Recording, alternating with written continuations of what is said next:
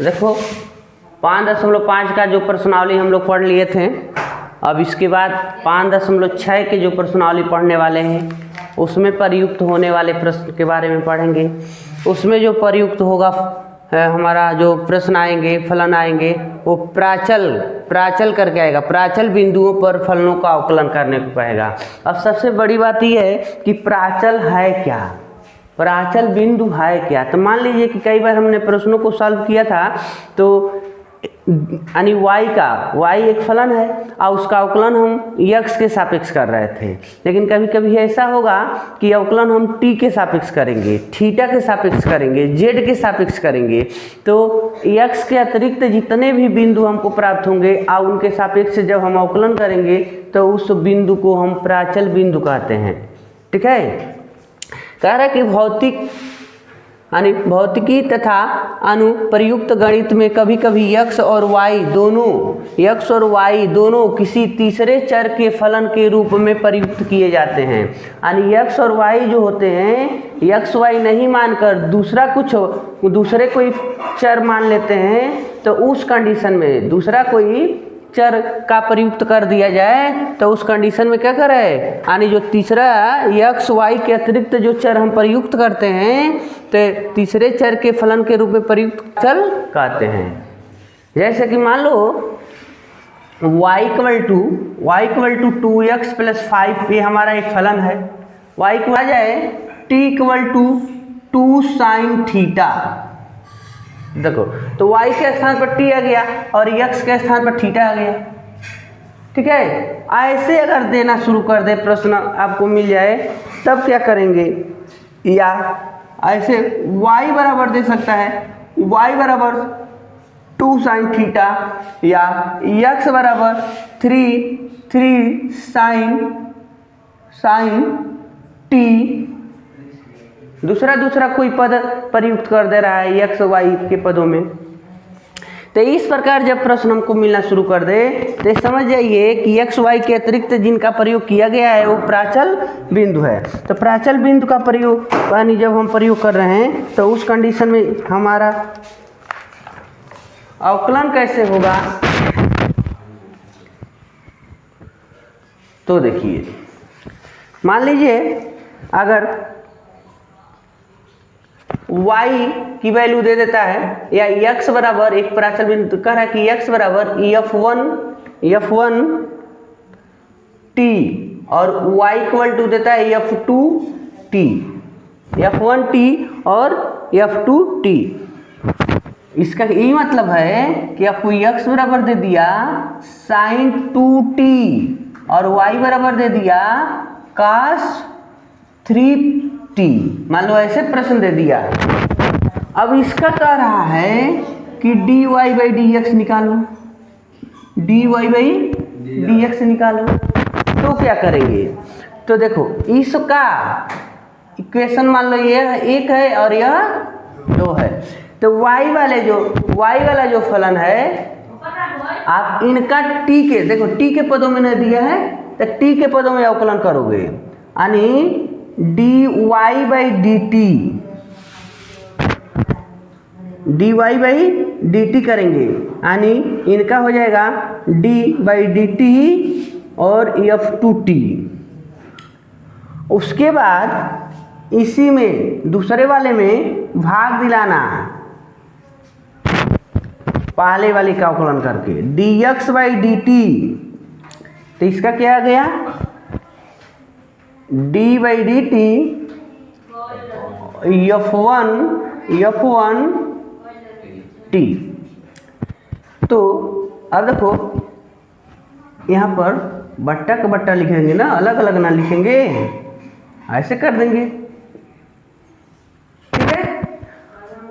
तो दोनों साइड देखो यहाँ dt से dt कट जाएगा ना, dt से dt आपका निगलेक्ट हो जाएगा। इनको आप लिख सकते हैं dy/dx बराबर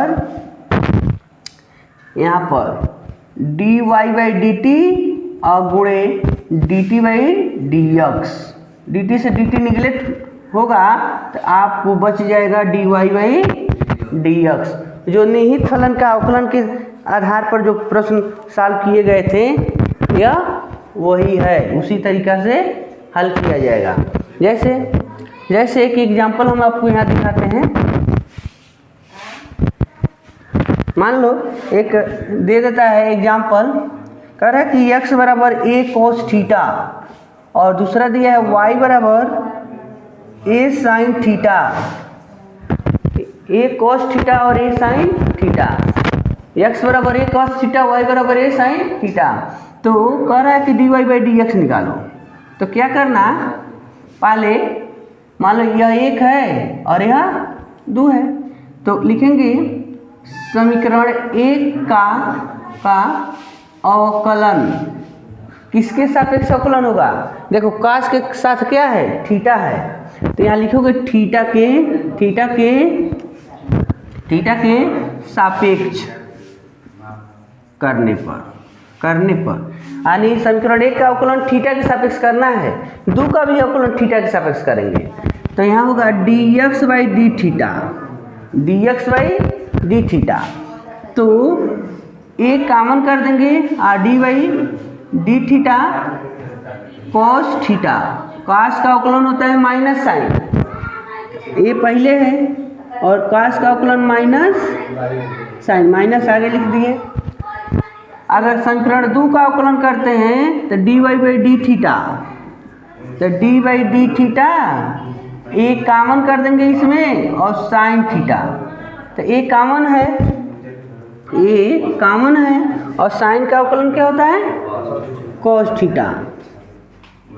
ठीक है, तो यहाँ पर आ जाओ, हमको dy बाई डी एक्स निकालना है, और dx बाई डी थीटा है, dy बाई डी थीटा है।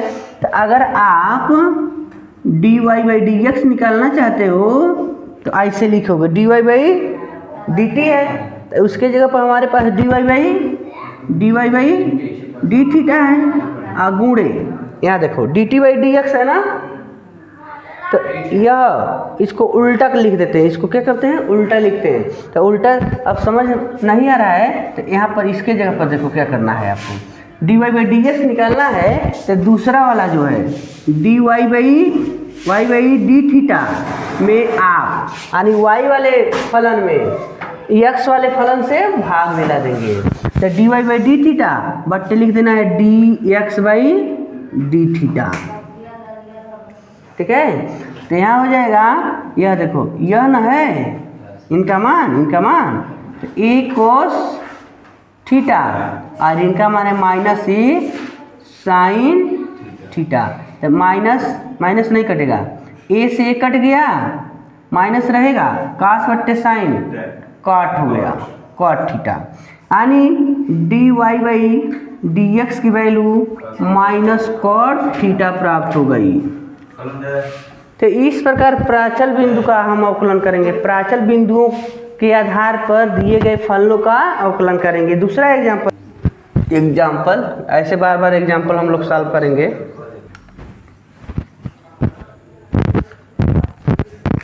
देखो एग्जाम्पल है बाबू, कह रहा है कि x बराबर 80 स्क्वायर और दूसरा दिया है y बराबर 280। तो कह रहा है कि dy बाई डी एक्स का मान बताइए।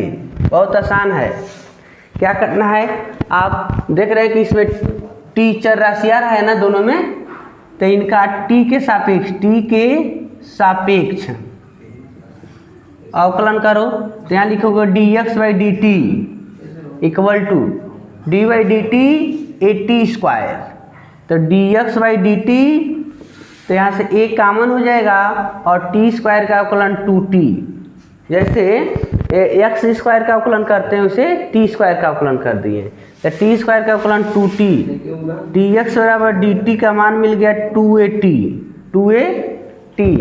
और यहाँ पर देख रहे हैं इनका जब अवकलन किया जाएगा तो dy बाई डी टी और d by D T 2at, तो यहाँ से 2a को कॉमन कर देंगे, d बाई डी टी और t यहाँ पर है तो अवकलन करेंगे उसका, तो dy बाई डी टी का वैल्यू हमको मिल गया केवल 2a और गुणे इसका मान 1 हो गया। तो आप dy बाई डी एक्स का मान निकालना चाहते हैं तो इसको आप पहले लिखेंगे D Y by D T, इसमें यक्स वाले से भाग दिला दोगे तो D Y by D T में का वैल्यू है 2a और इनका वैल्यू है 2a t, तो 2a से 2a कट गया 1/t, यानी D Y by D X का मान हमको मिल गया, D Y by D X का मान मिल गया 1/t। इस प्रकार इनका अवकलन हो गया। अगर और भी एग्जाम्पल हम सॉल्व करते हैं, जैसे बाबू एग्जाम्पल देखो, दिया है x बराबर 2at और y बराबर 8t के पावर 4, 8t के पावर 4, और कह रहा है कि इसका अवकलन करिए। तो देखो इसमें भी t है, इसमें भी t है, तो लिखेंगे t के सापेक्ष अवकलन करने पर, तो यहाँ dx बाई डी टी, तो यहाँ से 2a कॉमन कर लो और केवल हम t का अवकलन करेंगे, ठीक है। तो dx बाई डी टी और 2a और t का अवकलन 1 हो जाएगा, जैसे x का अवकलन 1 होता है।